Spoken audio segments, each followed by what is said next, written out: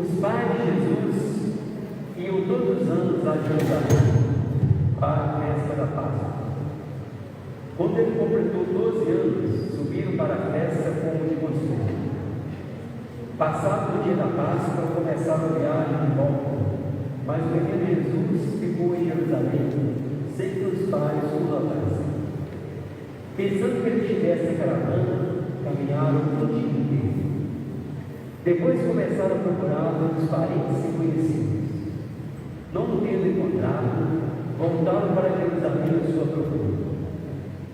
3 dias depois, encontraram o menino. Estava sentado no meio dos mestres, escutando e fazendo perguntas. Todos que ouviram o menino estavam maravilhados com sua inteligência e suas respostas. Ao vê-lo, seus pais ficaram indignados e sombrios. Meu filho, por que agis assim conosco? Ora que teu pai e eu estávamos angustiados por tua procura. Jesus respondeu: por que me procuráveis? Não sabeis que eu estava na casa do meu pai? Eles, porém, não compreenderam as palavras que ele disse. Jesus desceu então com seus pais para Nazaré e era-lhes obediente. Palavra da salvação.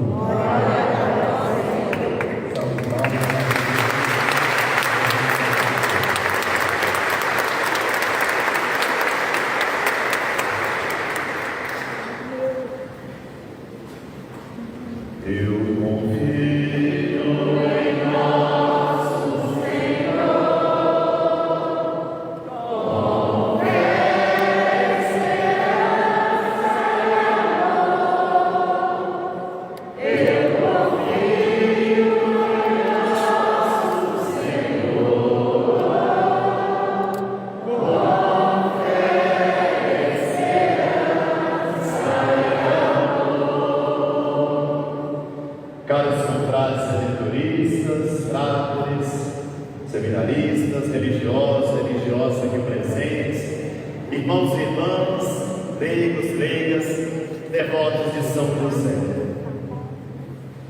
Ao longo desses 10 dias, desde o primeiro dia da novena até hoje, São José tem nos ensinado caminhos para seguir o seu filho adotivo Jesus.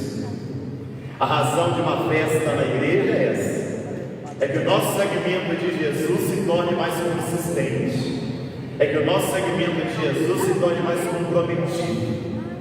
E os santos têm essa missão de apontar para nós caminhos para que nós, em meio às incertezas da vida, possamos fazer o nosso seguimento, a nossa história.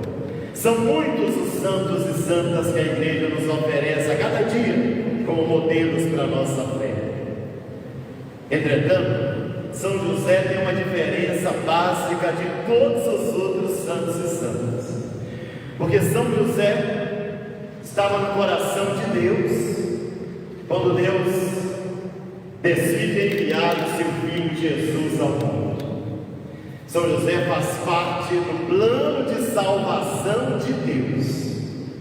Da mesma maneira como Deus escolhe Maria para ser a mãe de Jesus, Deus também chama José para que assumisse o cuidado com Jesus e fosse seu pai adotivo.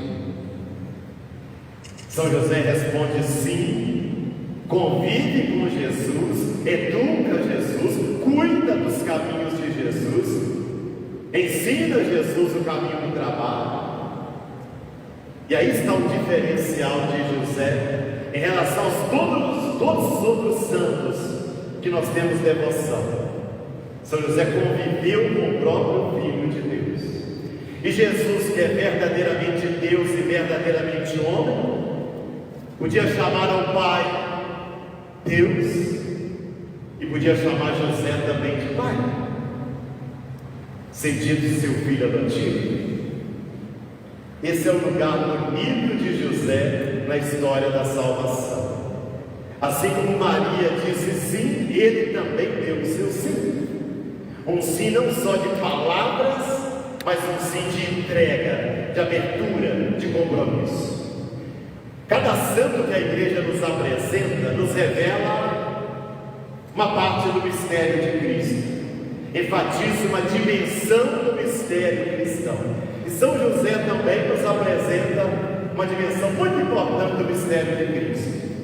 E eu quero chamar a atenção de alguns aspectos importantes que todos nós, devotos de São José, precisamos guardar no coração e deixar que se torne atitude de vida, para que voltemos para casa nessa noite guardando esses exemplos de São José. A nossa fé não pode ser apenas a piedade a São José, ela precisa ser também a imitação das virtudes vividas por São José. A nossa devoção a São José tem que nos levar a nos tornarmos semelhantes a Ele, reproduzindo em nossa vida as mesmas virtudes e valores dele. E eu quero partilhar com você alguma dessas virtudes. A primeira delas, que chama mais atenção de todo estudioso da vida de José, é que nos textos bíblicos que nos falam de José, nos evangelhos, nós não temos uma palavra sequer de José. E ele falava, ele não tinha problemas na fala, mas os evangelistas não registraram nenhuma palavra de José, mas registraram suas atitudes, suas decisões, suas ações. A isso nós chamamos o silêncio de José. Mas, queridos irmãos, silêncio de José não significa ficar de boca calada e não falar nada. Tem muitas pessoas que ficam de boca calada porque tem vergonha, são inseguros, tem medo. Não é esse o silêncio de José.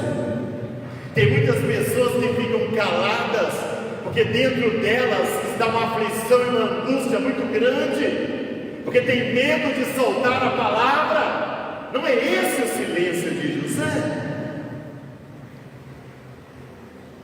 O silêncio de José é silêncio de interioridade, de vida interior. As palavras se tornam pobres, pequenas, para revelar aquilo que ele vive no seu interior. É muito importante que todos nós tenhamos vida interior. O que é vida interior? É vida dentro de mim, é sentido para a vida, é projeto de vida, é saber para que eu estou nesse mundo, é saber onde eu quero chegar, é o meu destino, é saber que eu não sou uma barata tonta nesse mundo, ao sabor dos ventos e ventanias, cada hora pensando uma coisa. É saber que eu não sou Maria, vai com as outras, indo na opinião de cada pessoa que conversa comigo. Não, eu sei onde eu quero chegar, eu tenho um projeto de vida, eu tenho sentido. Isso me dá paz interior, isso traz sossego para mim, isso é vida interior. Esse sentido que a gente vai tendo para viver é poder acordar cada dia e sentir que bom viver. Ao invés daquela pessoa que começa a maldizer, vai para o trabalho e está maldizendo, se tem alguma dificuldade começa a maldizer, ou seja, só enxerga dificuldades, problemas e se põe a reclamar e a lamentar. Essa pessoa não tem vida interior, mas tem vida interior aquela pessoa que consegue enxergar sentido nas coisas. São José dele, por isso o silêncio dele, que fala mais pelas ações do que pelas palavras. Nós temos pessoas que às vezes falam demais e não fazem nada. São José nos mostra que é importante termos atitudes, decisões, a começar da nossa fé. As orações que nós fazemos aqui no Santuário de São José, elas precisam ser seguidas de atitudes. Se eu digo aqui dentro da igreja que Deus é meu pastor, te amarei, Senhor, o Senhor é rei, eu tenho que demonstrar lá fora, na sociedade, na família, no trabalho, através de atitudes concretas, de amor, de solidariedade, de perdão, de caridade, que Jesus é o rei da minha vida. Essa é a primeira virtude que precisamos aprender com José. A segunda, São José teve dúvidas, como todos nós. Quando ele percebe Maria grávida e não foi ele quem teve relações com ela, ele coloca em dúvida. E a decisão dele é fugir, para não expor Maria, para também não se expor. E naquela noite Deus se revela para ele em sonhos, dizendo que o que estava acontecendo com Maria era projeto de Deus, e que Deus precisava dele também, José, para dar nome a esse menino, Jesus, Deus salvo, e para torná-lo da família de Davi. Quando José percebe que aquilo que está acontecendo com Maria vem da parte de Deus, o que causava medo, surpresa, insegurança, de repente começa a tomar forma de confiança, de entrega, de compromisso. E ele assume Maria como a sua esposa. O que nós aprendemos com São José? A perceber a presença de Deus nos acontecimentos da vida. Quando você tiver dúvidas, quando você tiver muita insegurança, quando o medo bater no seu coração, quando você não souber o que fazer, quando forem muitas as dificuldades ao seu redor, calma, calma. Pergunte-se, onde está Deus no meio disso tudo? Pergunte-se, o que é que Deus quer me dizer com isso tudo? Pergunte-se, o que é que eu posso aprender com isso tudo? Qual é a mensagem de Deus para mim? Ao invés de se revoltar, ao invés de desesperar, ao invés de pensar em tirar a própria vida, de se matar, procure a presença de Deus nos acontecimentos da sua vida, como fez José. Porque quando a gente percebe a presença de Deus, a gente se desarma, a gente ganha confiança para enfrentar os desafios da vida. Mas quando a gente não percebe a ação de Deus, o desespero toma conta, e a gente perde o rumo da vida e das decisões. Por isso, nos momentos difíceis da sua vida, antes de tomar qualquer decisão, espere a poeira baixar, como diz o nosso povo, ou seja, perceba primeiro onde Deus está aqui, o que Ele quer falar comigo. Terceira virtude de José: sonhar os sonhos de Deus. Deus se revela para José através de sonhos. Nesse momento, quando ele quer fugir, depois que o menino nasce e Herodes quer matá-lo, e José acolhe os sonhos de Deus e os coloca em prática. Todos nós sonhamos, mas os sonhos de José não são de ingenuidade. Ele não é um lunático, um sonhador iludido, ingênuo, bobo, não. Há muita gente que sonha, mas sonha de ambição. Eu quero ganhar na Mega Sena, eu quero ter muito dinheiro, eu quero viajar para a Europa, eu quero... Para muita gente, os sonhos estão ligados a consumo, a vaidade, a ambição. Os sonhos de Deus não têm a ver com isso.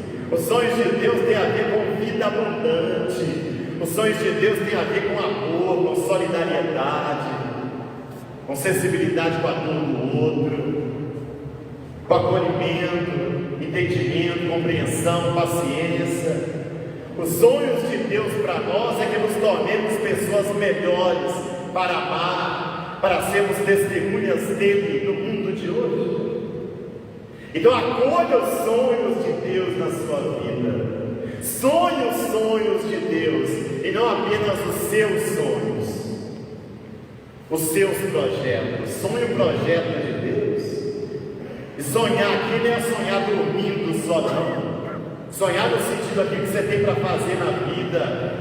Vai casar, vai comprar um apartamento, vai mudar de emprego, vai tomar uma decisão grande na vida. Coloca primeiro isso diante de Deus.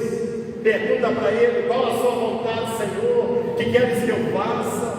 Qual o teu desejo para a minha vida? É isso mesmo. Porque muitas vezes nós tomamos decisões sem consultar a Deus e dá tudo errado.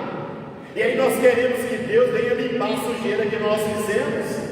Aí nós queremos que Deus venha consertar a bobagem que nós fizemos, mas não lembramos de consultá-lo antes de tomar a decisão.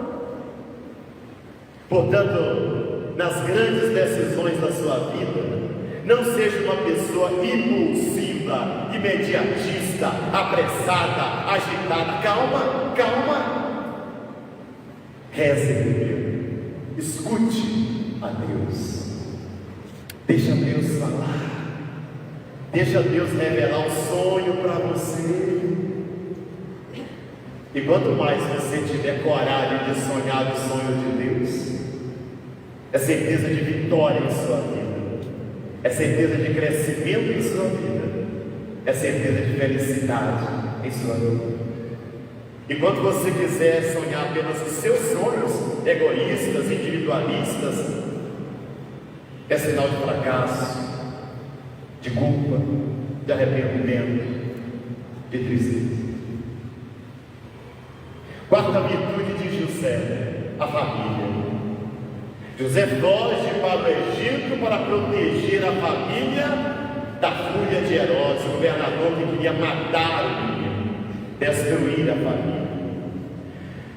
Na cultura e na sociedade que nós vivemos, há muitos contravalores que querem destruir a família hoje, que querem dividir a família.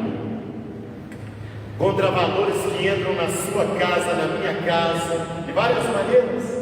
Modismos, ideologias, costumes, novidades, que ao invés de ajuntar a família, de agregar a família, dividem, causam brigas, discórdias. Esses contravalores não vêm do coração de Deus, porque o que vem de Deus une, o que vem de Deus agrega, o que vem de Deus junta. Então aquilo que entra na sua casa, que é modismo, ideologia, costume, novidade, que está dividindo, não pode ser de Deus. José nos ensina a defender a nossa família. Mas qual o critério? Como é que nós vamos saber o que é de Deus e o que não é? A palavra de Deus, a nossa fé, a nossa vida de oração, os valores de Deus. Quanto mais você conhece a palavra de Deus, quanto mais você tem intimidade com Deus, a fé vai guiando, vai lhe dando aquele cheiro, aquele faro, aquela capacidade de você perceber: isso aqui é de Deus, isso traz paz, isso junta a minha família, isso nos ajuda a viver melhor. Não, isso aqui está dividido, não, isso aqui não está trazendo mais alegria para nós, isso não deve ficar na minha casa. Como São José, aprenda a fugir também daquilo que ameaça a sua família.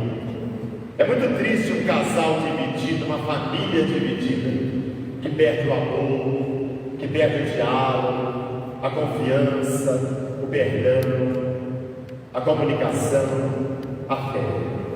E muitas famílias estão perdendo esses valores. E muitas casas vão se tornando verdadeiros hotéis, repúblicas, onde as pessoas apenas comem e dormem, mas não tem diálogo, não há compreensão, um não sabe da vida do outro, não há carinho, não há gosto de estar com o outro. Prefere-se estar com as pessoas de fora da rua do que estar com a própria família, com a própria casa. Prefere-se contar os segredos para os que estão lá fora do que partilhar a vida com os que estão dentro da família, dentro da casa. Prefere-se sorrir, abraçar lá fora e cá dentro de casa, cara fechada, má resposta, palavrão, xingamento, sisudez. Esse é o caminho para dividir a família. Esse é o caminho para a gente perder a unidade, perder o encanto com a família. O último, José, é justo. É o nome que a própria palavra de Deus dá para José. Ele era um homem justo. Justo significa, diante da justiça de Deus, José acolhe. O que é a justiça de Deus? É a vontade de Deus, é o projeto de Deus, é a palavra de Deus, é o caminho de Deus. Ao dizer o Evangelho que José é justo, ele está dizendo que José acolhe aquilo que é a vontade de Deus, que José segue o caminho de Deus, que o que José escuta é a palavra de Deus. Portanto, o que mais bonito nós podemos aprender com José é também poder dizer: olha, já não sou eu que vivo, é Jesus que vive em mim, é o caminho dele que eu quero seguir. Isso me leva, especialmente nesse tempo da quaresma que nós estamos vivendo, a fazer uma boa revisão de vida e buscar um caminho de conversão, de mudança, de transformação.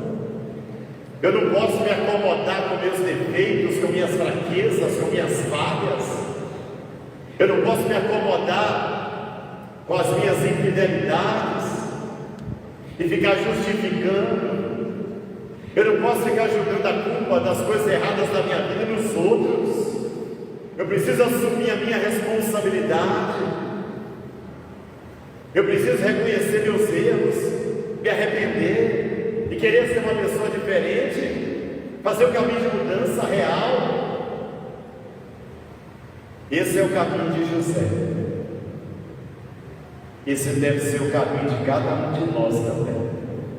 Portanto, ao celebrarmos a solenidade de São José, guarde no seu coração essas virtudes de José que eu partilhei com você nesta Eucaristia. E a gente guardar no coração, torne essas virtudes suas. Eu também quero ser assim. Se eu sou devoto de São José, eu quero trazer para a minha vida as virtudes dele. Eu quero aprender com ele a ser fiel, a ser obediente, a ter vida interior, a perceber a presença de Deus, a defender a minha família, a viver a justiça de Deus. Louvado seja nosso Senhor Jesus Cristo.